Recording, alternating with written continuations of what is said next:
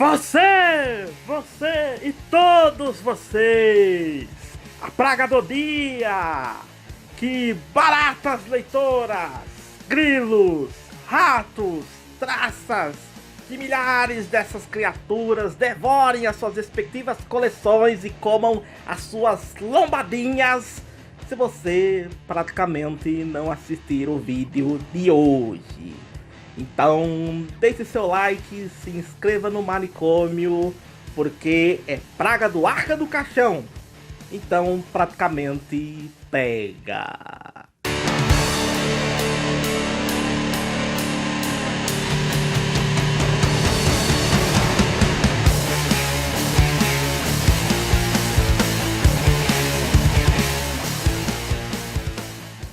E aí, tudo supimpa? Bem-vindos a mais um Arcan Comics, vídeo de tag do mês, como vocês puderam observar pelo título e por essa intro imbecil que eu fiz aí.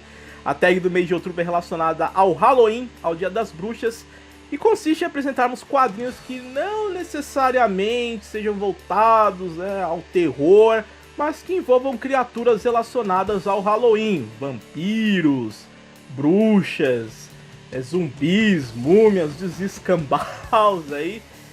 Quem começou a tag aqui foi até o Delmo. Tem o vídeo dele de tag aí que eu vou deixar nos comentários o link pra quem não assistiu, que ele trouxe o mangá, a live. E vai ter outros amigos também que eu vou atualizar a lista de tag conforme for saindo os vídeos da galera aí, beleza? Pra esse vídeo aqui eu separei 3 quadrinhos, então eu já aviso que conforme eu vou falar de cada um deles, vai ser uma resenha que vai conter alguns spoilers com relação a essas histórias, só avisando aí. Então, sem mais delongas, bora começar. A minha primeira escolha para essa tag de Halloween foi essa edição de Crise Infinita Dia das Bruxas especial, essa publicação da editora Panini de outubro de 2008, da época que os quadrinhos chegavam no mês certo nas bancas. As especificações eu vou deixar na tela aí para vocês, e o preço na época, eu lembro que até quando eu fui comprar, o jornaleiro ficou assim, ele ficou sem entender, falou, pô, R$6,66, que diabo de preço é esse? Acho que o jornaleiro ele não ouviu Iron Maiden The Number of the Beast, né? Enfim. E, bom, aqui temos uma equipe criativa vasta, então eu não vou citar todos os artistas nessa história, mas alguns deles tem aqui o Mark Waid, o Peter J. Thomas e Paul Dini, Tony S. Daniels e muitos outros. Conta com 3 histórias curtinhas aqui. E, bom, praticamente aqui temos uma edição envolvendo os vilões do Asilo Arkham. Eles conseguiram escapar de suas celas ali e estão esperando o momento oportuno para fugirem. Só que enquanto isso eles decidem contar alguns contos de Dia das Bruxas. Alguns são os viajados, outros eles alegam ser baseados em histórias reais. Então eu vou falar aqui de algumas delas para vocês. O primeiro aqui a começar a contar uma história é o Espantalho, e ele fala de uma certa vez que uma cambada de noias decidiram pregar uma peça de Halloween injetando drogas em doces. E a Zatanna acaba vendo os efeitos dessa brincadeira sem graça em uma criança que acaba passando mal sob efeito ali de alucinógenos. E a Zatanna descobre onde os vagabundos moram e ela conjura os mesmos monstros que a criança viu por causa das drogas para enrabarem ali o pessoal. A polícia, quando chega depois, encontra os otários ali, todos arrebentados, mas ela acaba concluindo que os noias acabaram brigando entre si. Eles não encontram vestígios de monstros, nem nada. E a Zatanna, ela termina aqui a história fazendo um deles provar dos próprios doces. O Espantalho fala pro pessoal que a história é real, apesar dos demais internos duvidarem que a feiticeira fosse capaz de ser tão vingativa assim. Outra aqui que é legal por causa de uma zoeira que tem, é um conto que o Duas Caras narra um acontecimento em Gotham, envolvendo ali os Cães de Caças, que é um grupo de vigilantes que se transformam em lobisomens e matam e devoram ali marginais. E é uma história que não é lá essas coisas, mas o engraçado aqui, fora a brutalidade que tem nessa história, é a tirada que o Robert Drake toma de um detetive, que ele fala pra ele assim: Garoto, a gente cuida da parada aqui, pode vazar. Quando precisarmos de ajuda de verdade, nós chamamos o Batman. E o Tim, ele fica com uma cara de bullying. Pô, moço, mas eu já ajudei a resolver uns crimes aí. Pô, tio, é um menino prodígio tomando um esculacho nessa história.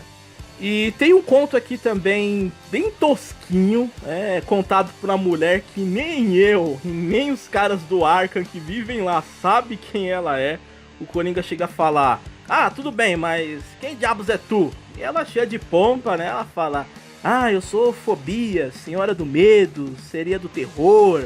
E o Crocodilo e o Pinguim, né, já zoam. Ah, é tipo um espantalho, só que britânica e gostosa. E aí o espantalho que tá presente ali na sala também, ele toma um coice porque ela debocha legal. Ela fala: espantalho? Eu não preciso de droguinhas igual aquele farmacêutico de esquina. Eu tenho poderes e até uma vez eu fiz a criatura mais assustadora do universo se borrar de medo. E é aí que ela conta de uma vez que ela tava roubando os laboratórios da Stark. E o Maioral, o lobo, ele chega ali procurando um alvo, que ele tava à caça. E ela já resolve atacar o lobo junto com seus capangas e ela tenta criar ali ilusões assustadoras, dizendo que tinha um lobo na mão, que ele já tava de joelhos. Só que o lobo ele não tava nem aí, ele tava achando graça, tava tirando onda, do tipo: pô, putada, a morte em pessoa tem medo de mim, né? Faça o favor.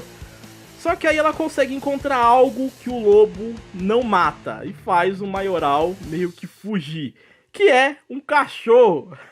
O leitor fica sabendo dessa coisa tosca, idiota pra caralho que é inserida aqui, que segundo o próprio código moral do Maioral, ele não mata golfinhos, que ele tanto ama, e ele não mata cachorros, é proibido de fazer isso. Mas os vilões do Arkham, eles ficam se perguntando, né, o que foi que ela fez, perguntam pra tia, o que assustou o lobo, e ela só diz, né, que uma dama nunca fala. Outra que temos aqui é mais um momento de deboche, quando o Dr. Destino fala que tem um conto assustador pra contar, e o Crocodilo já zoa: sobre o último cacete federal que você tomou da Liga da Justiça. E ele fala que não, que se trata de uma história do Aquaman do período que ele era jovem, não era nem rei ainda. E ele encontrou 3 lindas mulheres, que eram as mais belas e as mais cobiçadas de uma cidadezinha. E elas ficam loucas ali pra tirar o cabaço do peixinho, né? Mas ele não gosta muito da fruta, eu tô zoando. Na verdade, essas 3 irmãs, elas eram filhas ali de um cruzamento de um ser humano com uma kelp, que pra quem não sabe é uma criatura folclórica celta.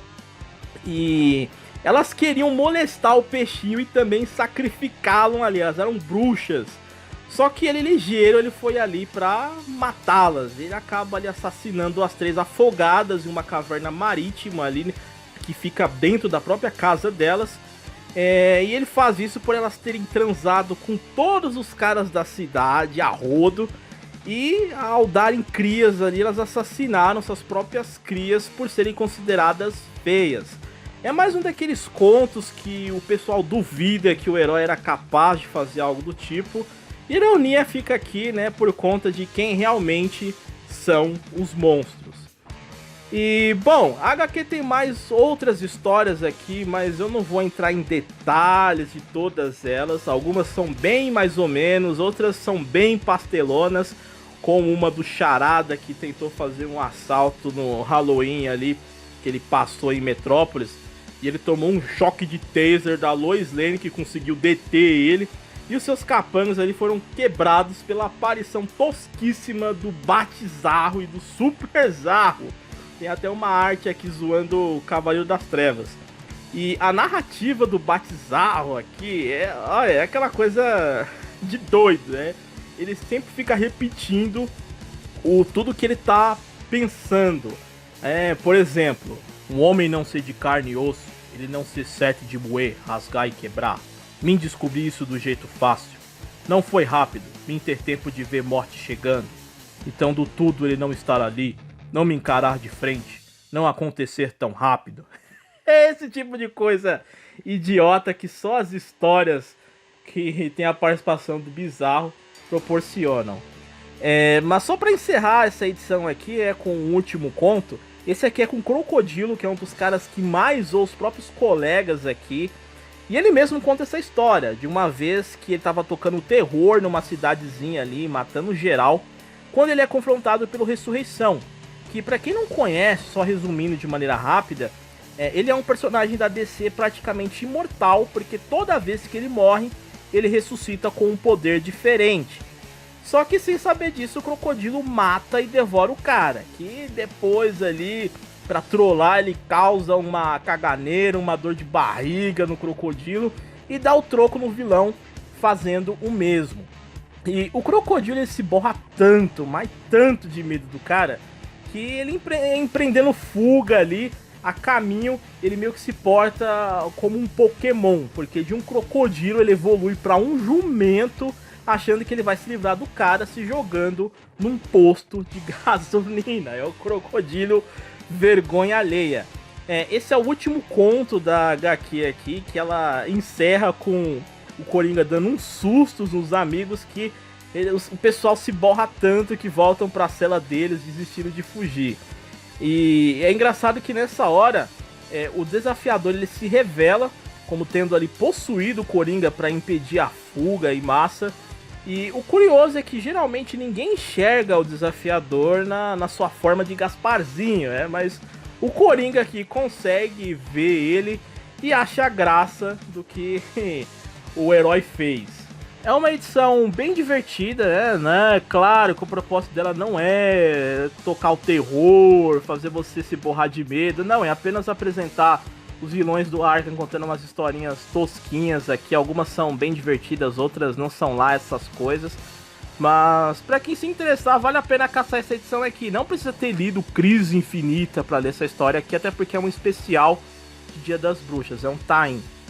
Bom, a outra história que eu escolhi aqui foi um formatinho, que é esse aqui, A Teia do Aranha 111, com essa capa belíssima do Romita Jr., trazendo o vilão clássico do Aranha, que é o vampiro Morbius. Pra quem não sabe, o Morbius ele não é um vampiro daqueles convencionais da maldição, através da mordida e não sei o que. Tanto que não funciona com ele recursos tradicionais de um Van Helsing ou de um Belmont de Castlevania. Não adianta você ir atrás dele com água benta, alho, crucifixo e estaca, que não é bem assim. Mas eu já vou falar por quê pra quem não conhece. E aqui tem uma história em duas partes fechadinhas, com roteiros do Howard Mack, e a arte fica por conta do Bud LaRosse e do Romita Jr. e tem outras colaborações aqui também. Mas vamos falar um pouco da história. Ela se chama aqui Fluido Vital e conta com o Morbius espreitando o campus de uma universidade. Ele está ali em busca de vítimas para satisfazer a sua sede de sangue e também seu desejo de matar.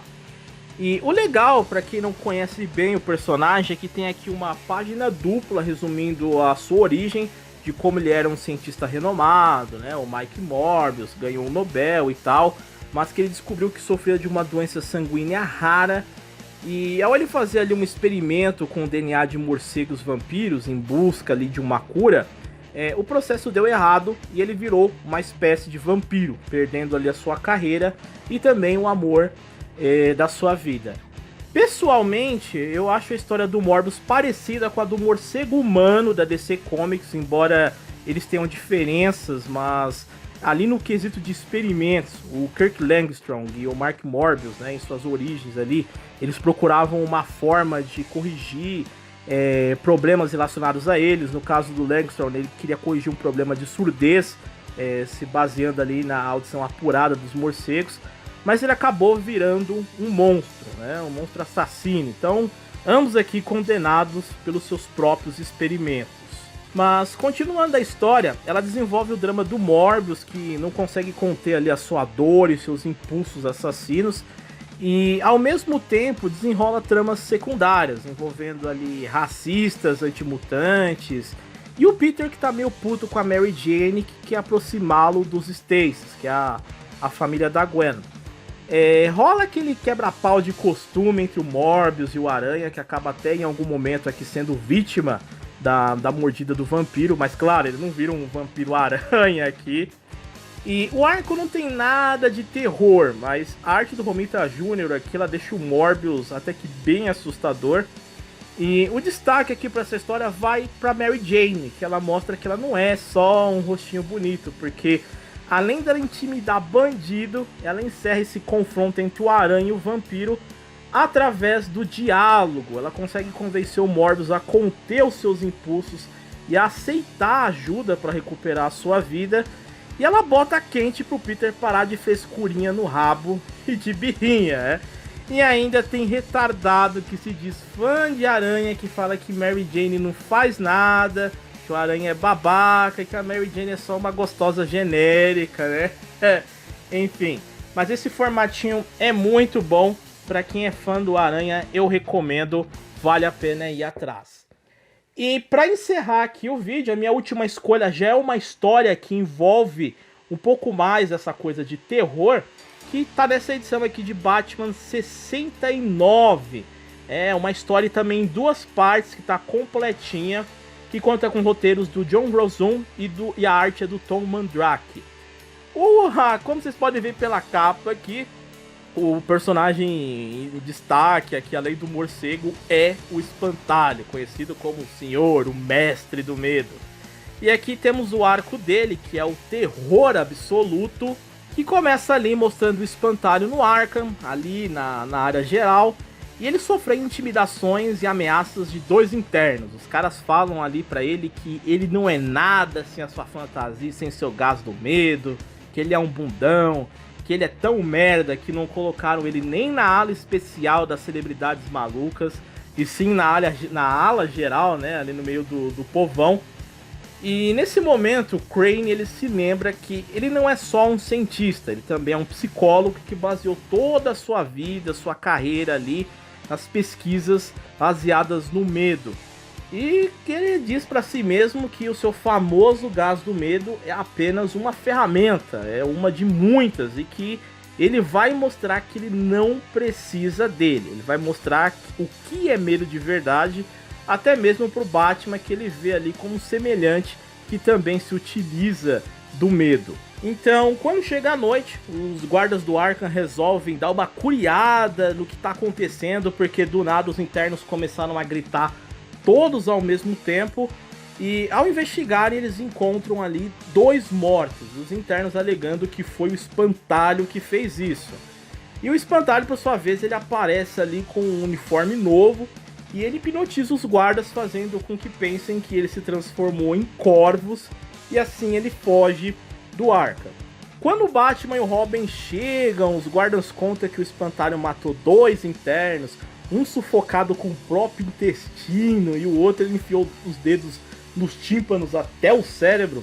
Esses dois caras, na verdade, eram os mesmos que no começo da história zombaram do Crane, que ele não era nada sem o gás do medo. E o Crane, ele conseguiu fazer esses caras se matarem, digamos, utilizando os tubos de ventilação que tem nas celas para se comunicar com os caras através de sugestões hipnóticas e tortura psicológica. Foi assim que ele conseguiu matar os dois. E nisso, os outros pacientes do Arkham, eles ouviram e viram a coisa toda quando aconteceu. Tanto que o Batman comenta que o Mr. Freeze tá inquieto, o Zaz, ele tá se cortando para suportar o medo e não para contar as suas vítimas. E o Tubarão Branco fala que se o Batman pegar o Espantalho, não é para ele trazer o maluco de volta pro Arkham de jeito nenhum. O Espantalho conseguiu fazer todo mundo ali se borrar de medo. E o Batman sai em encalço do Crane. Ele decidiu começar ali montando vigia em indústrias químicas, esperando que o vilão invada algumas atrás de ingredientes, para confeccionar o seu gás do medo. Só que isso não acontece. O que o Espantalho faz é espalhar mais de 60 espantalhos pela cidade, e assim ele consegue assustar todo mundo e também mandar uma mensagem que ele pode estar em qualquer lugar. No intervalo de todos esses acontecimentos, o Bruce ele desenvolve um interesse amoroso por uma mulher chamada Kay, E ela fica horrorizada com os ataques do espantalho, né? O Bruce ele tenta ali tranquilizá-la, dizendo que se ela deixar o medo prevalecer, ele vence. E que de dia é seguro. Só que o morcego ele descobre que ele tá errado, porque a Kay ela encontra o corpo de uma garçonete morta no banheiro de uma cafeteria e ela tá dentro de um espantalho e isso aconteceu em plena luz do dia. Ou seja, nem de dia é mais seguro. E uma das coisas interessantes nessa história é que presenciamos o Batman meio que frustrado, ele tá perdido ali pelo fato do espantalho ter alterado o seu modus operandi, agindo de uma forma fora do padrão que o morcego já conhecia há um bom tempo. E o Crane ele consegue deixar a Gotham inteira se borrando de medo, sem utilizar uma única vez o gás do medo, para vocês terem uma noção. Ele ataca em cinemas, restaurantes, sequestra as pessoas, as tortura no escuro de diversas formas ali até matá-las. E aí por fim ele coloca elas dentro de espantalhos e pendura em diversos lugares da cidade. E isso tem um efeito amedrontador, porque faz comércios fecharem, as pessoas que não fogem da cidade não querem sair de casa. Quem é de fora de Gotham não quer nem pensar em fazer entregas ou visitar a cidade. É um clima de terror e tensão bem presentes aqui. E o espantalho também, de certa forma, se reinventando de maneira ousada e aterradora. E claro que isso leva àquele clássico confronto entre o Mestre do Medo e o Cavaleiro das Trevas, né? Onde ambos se utilizam desse meio, um para provar do que é capaz, e ao mesmo tempo que sacia seu prazer ali em torturar e matar pessoas. E o outro que utiliza como uma ferramenta para atormentar criminosos, para quem pensem duas vezes antes de fazerem merda. Então, essa edição aqui com esse arco fechadinho de terror absoluto é uma história bem criativa com o espantalho. Tem uma certa pegada, não que isso aqui vai te tirar noites de sono, não. Mas tem uma pegada de terror utilizando bem esse que é um dos vilões clássicos do Batman.